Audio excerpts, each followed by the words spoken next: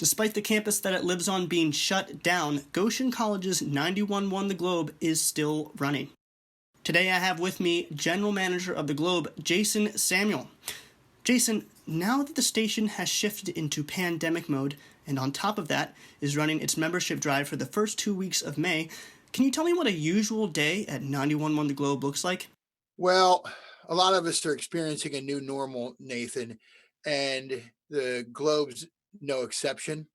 I'm here 6 days a week, and it's kind of been that way since we all had to scatter. Typically, I come in the morning and I leave after dinner. That's usually how the day goes. So 9 or 10 hours, it just depends. Fortunately for us, we've had some people help out behind the scenes tremendously. So when I come in, and whether I'm on live or maybe we have a guest DJ live, somebody's live every day. And we update the weather throughout the day as well. And that's mainly so that we can let everybody know that we're here. And the Globe's not going anywhere. ITS Media has been a huge help behind the scenes with a lot of the things that we're trying to do in regard to how the infrastructure of the radio station runs.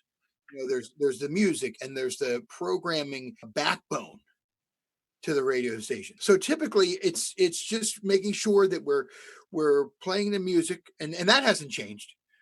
There aren't concerts right now, Nathan, but albums are still coming out, singles are still being released, and so those things have to go into our programming. Now, you've talked about having a new normal at the Globe. How does that affect cleaning practices around the station? It's kind of crazy. We've got our masks, and you sanitize after everybody uses something. And you know what it's like with the console and the monitors, the mouse, the keyboards. Well, all that has to be sanitized after every person uses it. And so that's an extra step.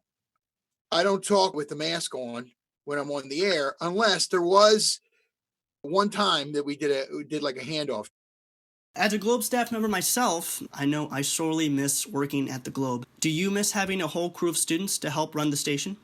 More than words. More than words. There are days where it's kind of crazy, but you guys feel close to me because we can interact like you and I are now, or emails, texts, some social media stuff. And there can be times where I might not see a student, even though they're on campus and part of the staff, for a week or so. But it's almost like I'm playing that same tape over and over again. And eventually you're like, oh, they're not here. But more than that, the daily interaction that I would have with you and that you would have with the station, even if it wasn't us together at the same time, we'd eventually see each other several times a week. There's none of that. The radio station is still living and breathing, but it's not nearly the same without you here. Yeah, sure, I've talked to most all of you either through Zoom or on the phone or via text, but it's not. It's nothing close to what it would be, should be, or could be.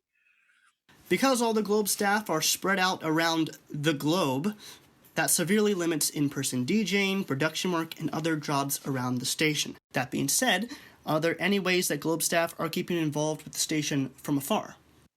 Well, I can tell you one of the easiest things to point to would be, especially now during the membership drive, most of you are doing a great job of sharing and liking our posts on social platforms, Facebook, Instagram, and Twitter about the membership drive. I've mostly interacted with staff one-on-one or two-on-one or in those type of environments. Also, a couple of students are either recorded or are working on recordings that I can use, and kind of like what we call evergreens.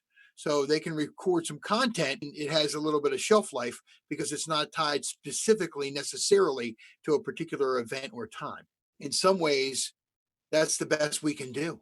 Everything from the work that the staff can do remotely, like a promo, cutting a promo and sending it, or swinging in when nobody else is here because you're local and you can cut a bunch of liners.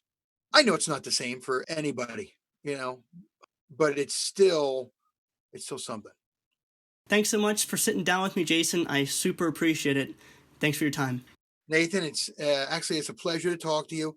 I'm excited for the future. I'm excited for you to be back in the fall and the rest of the students. And we're going to be in some new digs. And so that's something to look forward to for all of us.